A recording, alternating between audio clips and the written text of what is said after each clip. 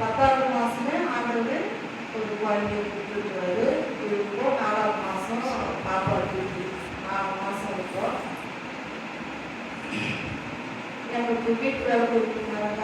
அது வீட்டு வேலையை நடக்க வச்சாரு.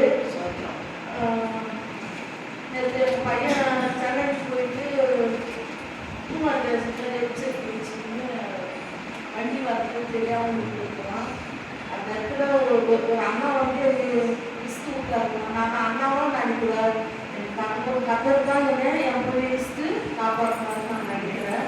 ஆனால் பையன் வந்து ஒரு அண்ணா வந்து லிஸ்ட் அது வண்டி அப்படியே முன்னாடி போச்சு.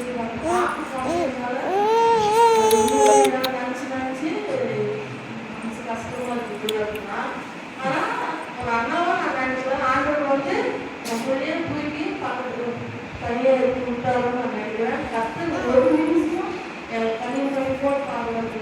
ஒரு நேரத்துலையும் ஒரு நிமிடத்துலையும் ஆண்டவர் எவ்வளோ இருந்து எனக்கு வழிநடத்து கஷ்டத்துக்கு ஒரு நினைக்கிறேன்.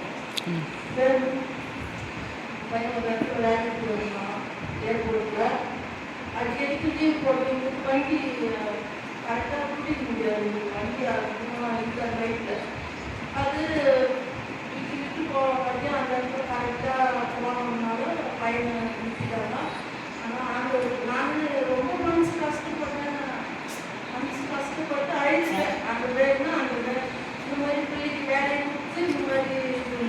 ஆனால் ஆண்டுக்கு அதுவுமே பெரிய காரியம் செய்வதுன்னு நான் மனசு எப்படின்னா தெரியும்.